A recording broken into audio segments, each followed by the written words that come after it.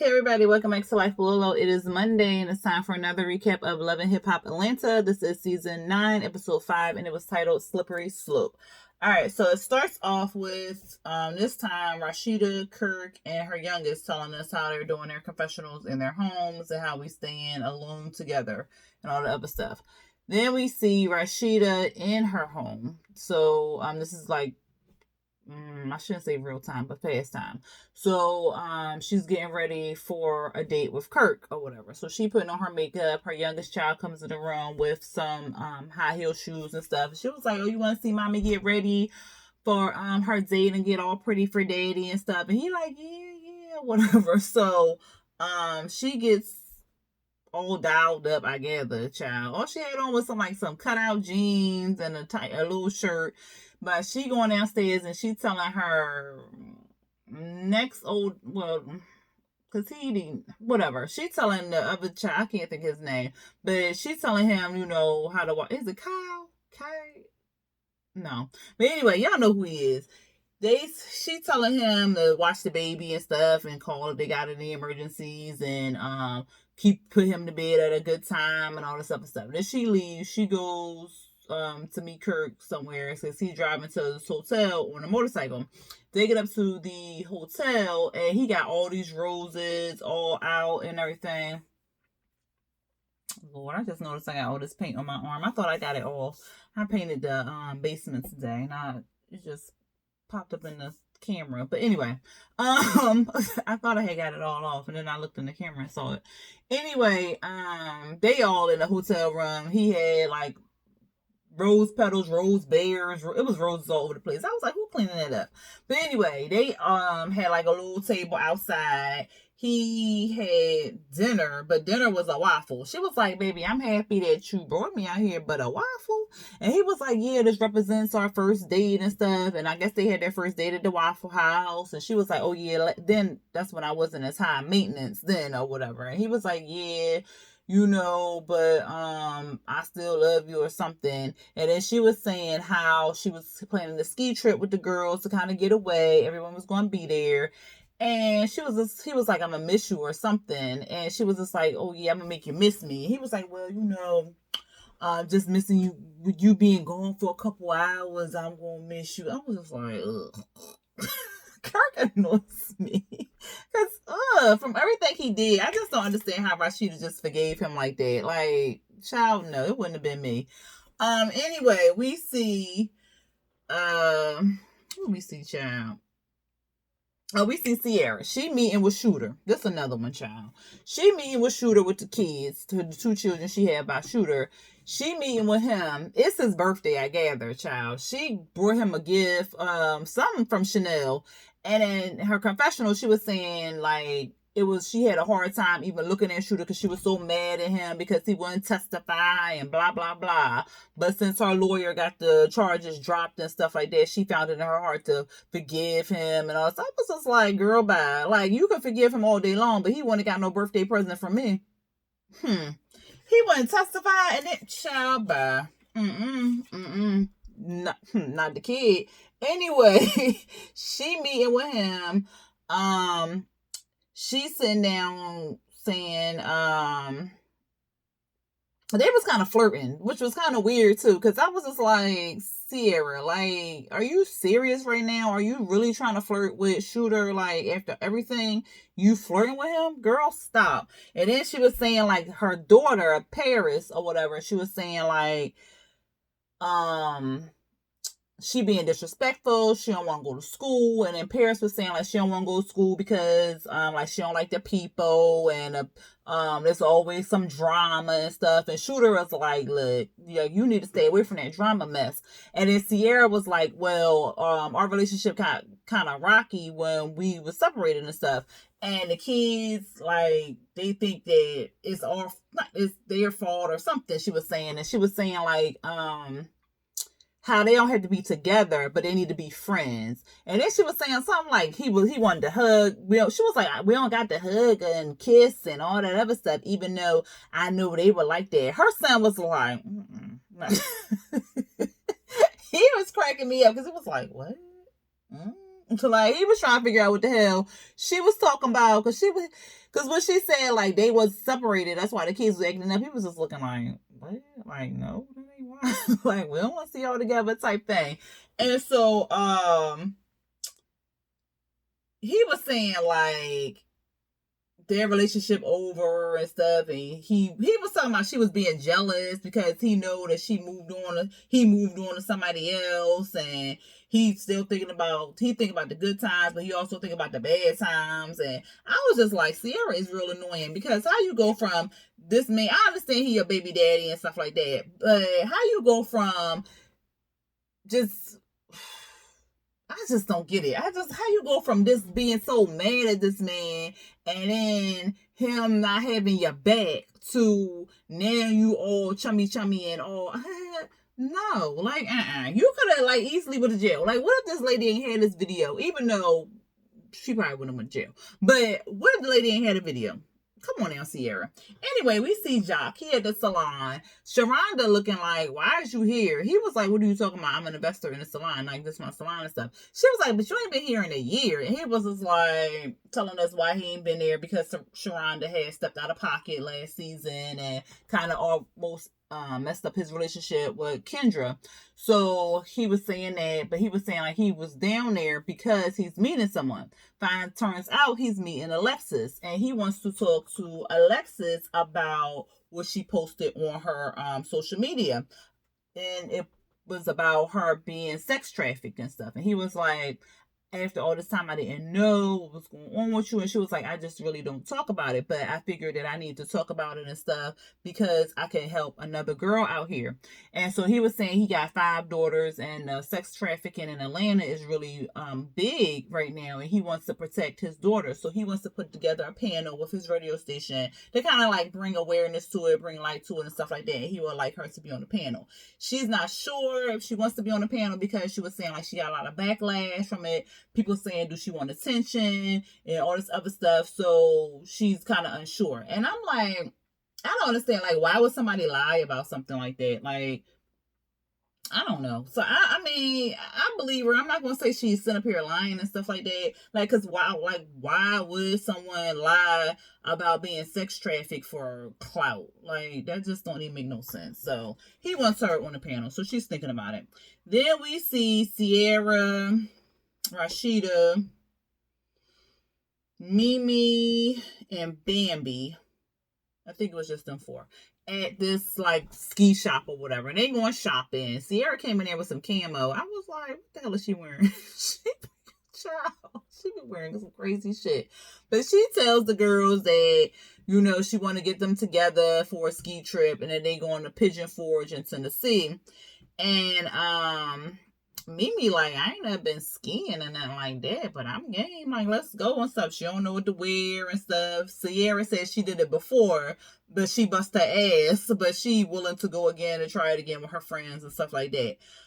They picking out stuff. Mimi then picked out some pink vest. They like, girl, that is tragic. Put that down. Same thing.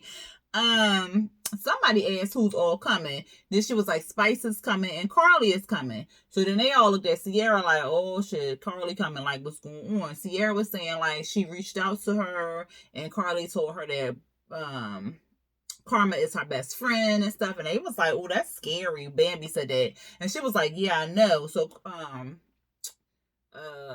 Sierra was like, well, I don't know if I want to go on a ski trip with Carly, because what if she pushed me down into a tree or something like that? That might, because she talking about Karma is her best friend. That's some spiteful stuff. But she gonna go anyway.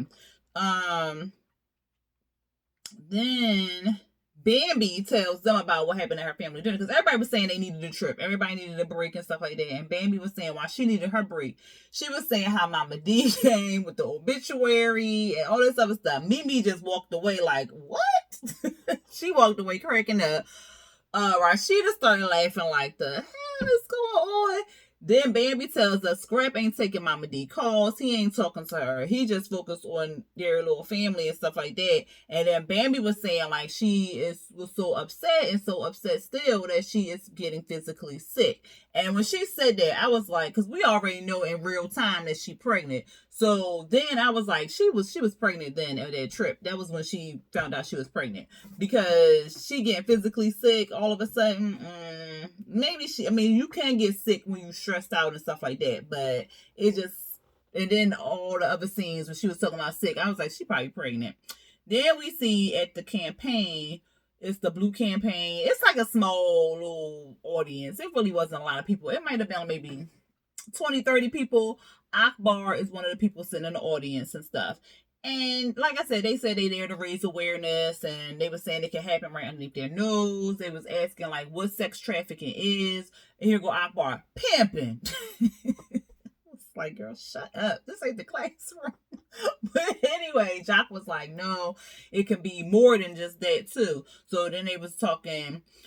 They showed a survivor. Her name was Carla, and she was saying like she had 15 abortions. She said she had like abortions where she had to push the baby out, and then after she pushed the dang on, because she was like in her second trimester or something, she was saying, and she said after she pushed the damn baby out, she had to get back to work. I said, damn. And she was saying like she had 20 men a day. And then at one point, I think she said that, no, she didn't say that. She was saying like one of the person who got her on was a pastor's daughter. I was like, damn. But I mean, it's PK kids. So then it was another lady, I didn't catch her name, but she was a survivor and a trafficker. So she was saying like the main places that she went to find victims were churches, because people hard on their luck, they go in there to find help, boom. So that's what she said. She found her, because she was saying that was her favorite place to find people, was at the churches. Then we saw another lady. She was an advocate, and she was saying how much they can make. She was like, they can make $1 billion off of women basically on their back and stuff. And she was saying like they can make like 32,000 a week or some shit. I said, this is fucking crazy. Like, this is crazy. And so Alexis wasn't there yet, but then we see her walking in, and she was saying like, she wasn't really sure she was going to do it, but she really needed to speak up and get her story told. So then after, like, I think the advocate or somebody else they introduced Alexis, she came up there and she started talking, and she said that at 15 she was a runaway. She said she wasn't picked up in no white van or nothing like that. She was a runaway, and then she was held hostage by this guy or whatever. And he took her phone, threw it in the water. He was saying like she was sold to the highest bidder. And what else she said? Yeah, the man who took her was saying like, if you don't do this, I'm gonna kill you. And that's typically what their tactics are. Like they threaten to kill your family, kill you, like anybody close to you or whatever like that. So her being at that age and not knowing, like, she could have, she ain't know she could have died, or her family was at risk or nothing like that. So she did what, he told her to do. And she said that it was some guy that she was sold to, I guess. And she was 16 at this time, and he saw tears in her eyes, and he asked her how old she was, and she said 16. And then he dropped her off at the bus station, and that's how she got free and stuff like that. So then Akbar gets up saying that she was friends with her through the whole trafficking thing, and then she is proud of what she's become. Alexa started crying and stuff like that.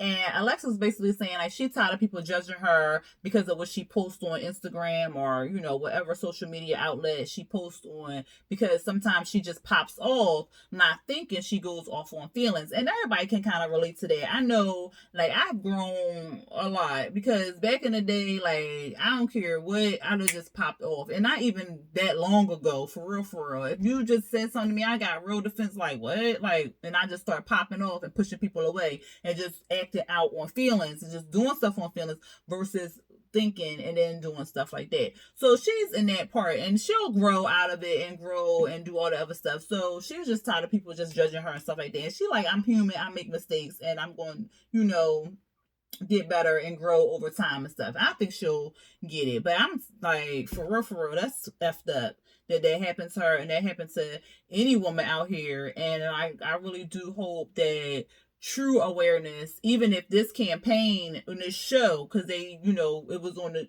TV and stuff, like it brings some awareness to people. And then other campaigns and stuff like that bring awareness to it, because this sex trafficking shit got to stop. Like, for real, for real. Next we see a video of Sierra's daughter. Now, was this last year? Because I don't think it was this year. Late last year, Sierra's daughter was in school, and this was all on the news outlets and stuff like that. Sierra's daughter was in school, and she got jumped.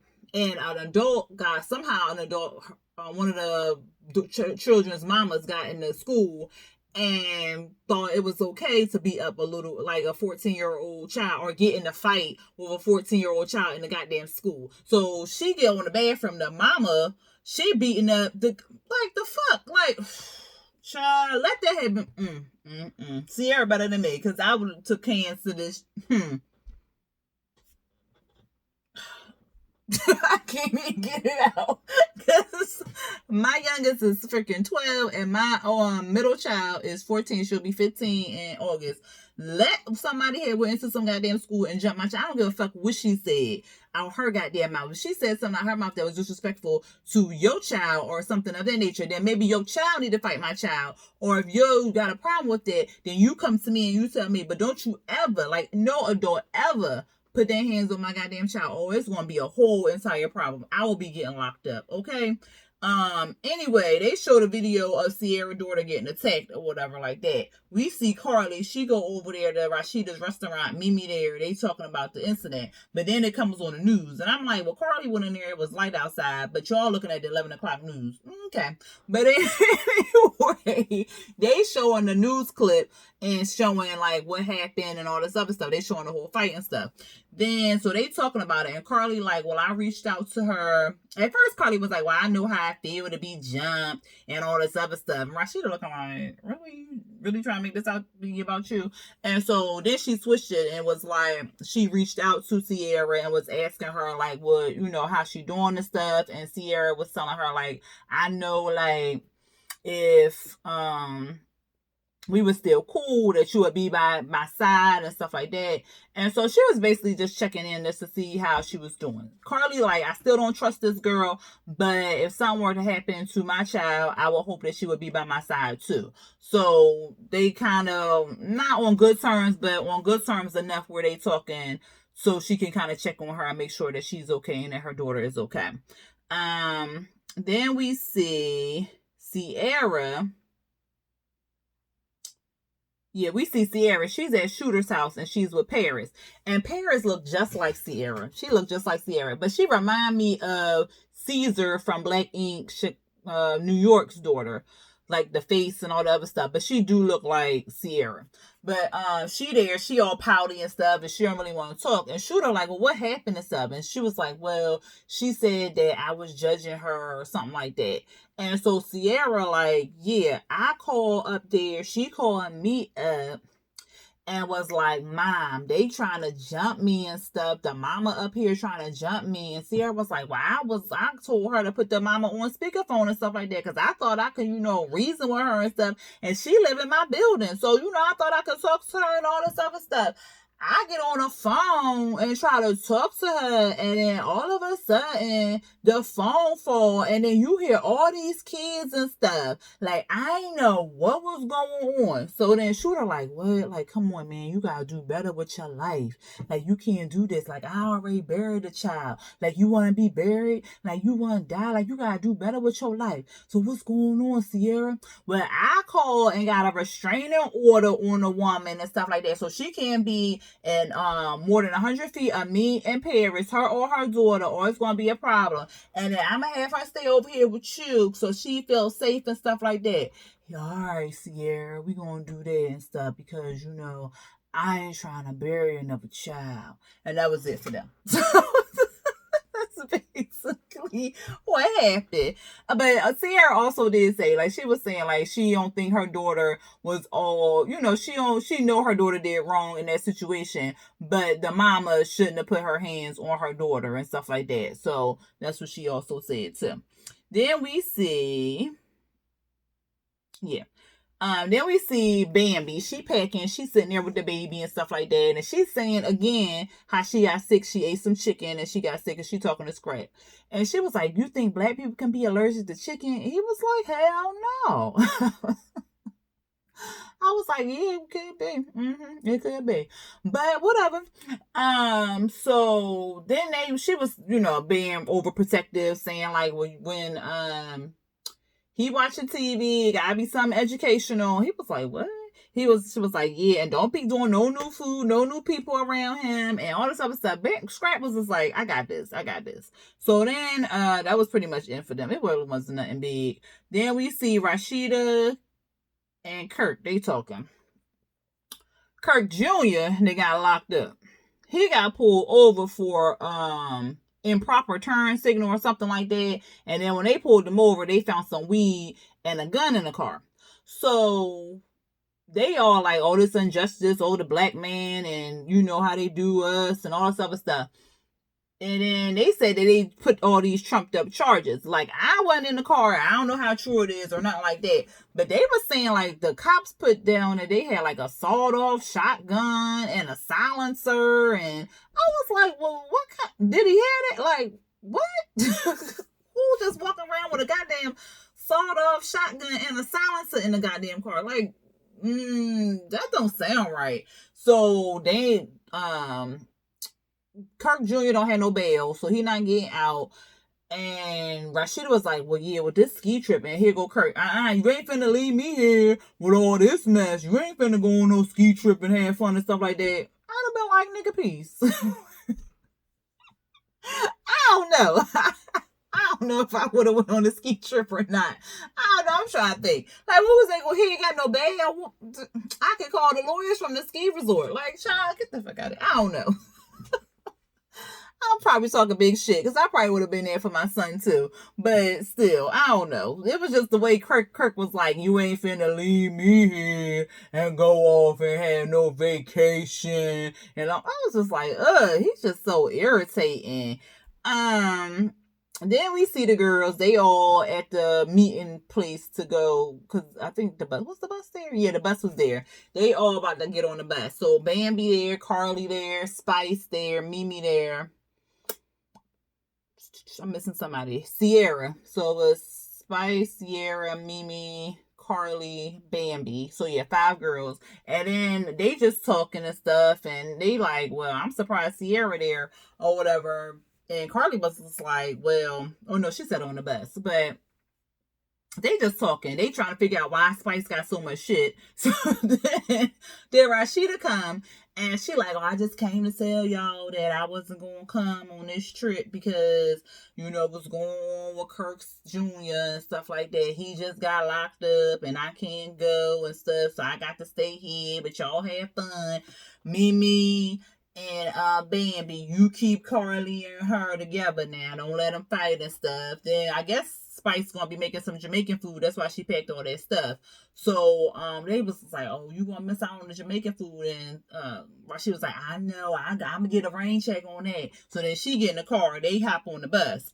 So they on the bus, they talking about Rashida, how it's been hard, it probably hard for her and all the stuff that she's going through. And then Sierra starts talking about Paris, and she starts crying. And then Carly in her confessional was like, "I understand that Sierra going through something or whatever, but I definitely wouldn't be on no bus trip, going on no ski trip. And if I was going on a ski trip, I'd have brought my daughter too."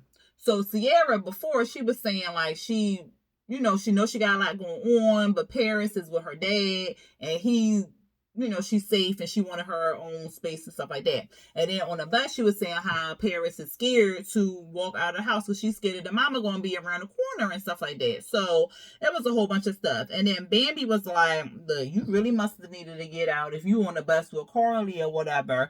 And they start laughing. And then Carly was saying like, yeah, because I got a lot to get off my chest and stuff. So I was like, well, I thought you was all right. And she was like, well, yeah, I know I ain't say that right. It sounded like Irish and Jamaican. But anyway, Carly was like, I am all right. I'm just saying, I'm trying to be an adult about it and stuff like that. And then Sierra was like, well, girl, it is what it is and stuff.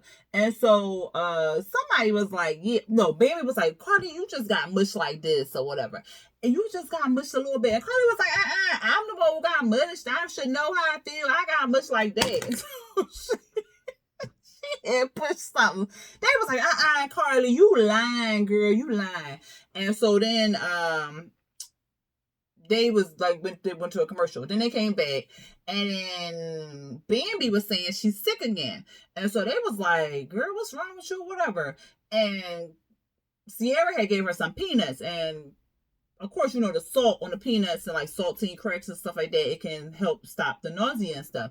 So she was like, oh yeah, I need to eat peanuts more. And Sarah was like, girl, I only had to do that when I was pregnant. You pregnant, Bambi? She was like, because I'm breastfeeding and stuff, so I can't get pregnant. They was like, who the fuck told you that, bitch? So I think it was Mimi was like, girl, only way you can't get pregnant is that you pulling out or not freaking or something, she said. And so Bam was like, well, that ain't happening up in my house. And so then she was like, well, if I'm getting a pregnancy test, all y'all getting a pregnancy test. I'm like, Mimi don't need no goddamn pregnancy test. Spit don't make you pregnant. But anyway, so they was like, all right. So what happened, child? Oh, then Sierra had got a message from Shakana saying that she was driving up to go on a ski trip. Spice was like, who invited her or whatever? And it was like, what's wrong? You don't like? No, I don't like her because she's fake, and I don't have time for no fake people or whatever. So we gonna find out what's going on with that, because she said that she don't like that Shakana pretending that they friends and stuff like that. So we gonna find out what's popping on next week's episode, because they got into it a little bit. And then the last scene, which I was just like, oh, they had 5 minutes left, so they just threw them in there real quick, because like, why? But at any rate, we see Q Scrap with Cheyenne. And he packing up. He said his lease is over and stuff like that. He got his sons full time, and he taking care of his nephews a little bit, so he needs a bigger place to stay at. So they packing up and stuff. And he also brought Cheyenne there so she can squash the beef with KK, because apparently Cheyenne is on KK's phone. Like, I guess they share a family plan or something like that. And Cheyenne ain't pay her phone bill. So KK pissed off about that. Then Cheyenne, we see her in her little confessional with her titties twisted, child. I was like, oh, you see a little areola. Okay, Cheyenne. But anyway, she like, everything going on with Shooter. It's not the right time to take their relationship to the next level. So she going, put it on pause for a little bit. Then we see KK. She coming here fussing. She like, I don't know what's going on in here. Y'all ain't got y'all doors locked, this stuff. He was like, well, Mama, I knew you was coming or whatever. So she like, And so she sees Cheyenne. She like, And she pull out her blood pressure cup. So I brought my blood pressure cup because I need to figure out if I got time to be fussing with your sister and stuff like that. And they showed the text message. I meant to rewind it, and I just remembered. And I forgot. But anyway, it was some text messages going back and forth between Cheyenne and KK. And Cheyenne must have been cussing and said something about a bitch or some shit like that. I did see that part in the text message. So KK upset about that. So she takes the blood pressure. Why that thing said 180 over 124? I said, bitch, that's stroke level. You need to go sit down somewhere and take your medication, and not to be sitting up here arguing with her. Like, I really hope that they read that wrong or something like that, because that was extremely too high. And then they was all calm about it. Like, is her blood pressure always that high? That's the problem. That's a stroke. That's a heart attack. KK, if you don't sit your ass down somewhere, like, seriously. Anyway, she goes over there to Cheyenne and was just like, you ain't pay your bill out of spite. I know you had that money, and you was being a bitch. KK was, I'm like, KK. Cheyenne was like, She was like, you know what? I ain't petty. But, you know, I'm talking about some F you bitch or whatever. No, you don't do that to me. And so Cheyenne was like, well, it was all good just a week ago and stuff. We was all friends and all this other stuff. And I ain't pay no bill, and I ain't doing all this stuff. And so they going back and forth. Somebody, you need to admit what you did. And Cheyenne was like, well, how can I make this right? She was like, well, you need to say you sorry. Cheyenne was like, well, I think both of us need to say we sorry. I ain't saying sorry to you. I'm not apologizing. And then Scrap was like, well, Mama, you need to be, I'm being a little person in this shit. I was cracking. I love KK. She was funny. Anyway, she was going in. Her little confessional again was real cute. I like that little blind wig she had on. But anyway, they were still going back and forth. She was like, well, did you tell him about Shooter?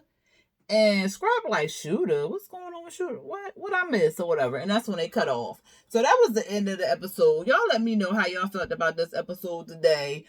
If y'all liked it, y'all let me know. If y'all didn't like it, y'all let me know. If y'all like this review, y'all let me know by hitting that thumbs up button. Hit the subscribe button if you are not already subscribed to my channel. And then hit the little notification bell to be notified for when I drop new videos. All right, y'all. I'm about to upload this and go to bed because I got to work in the morning.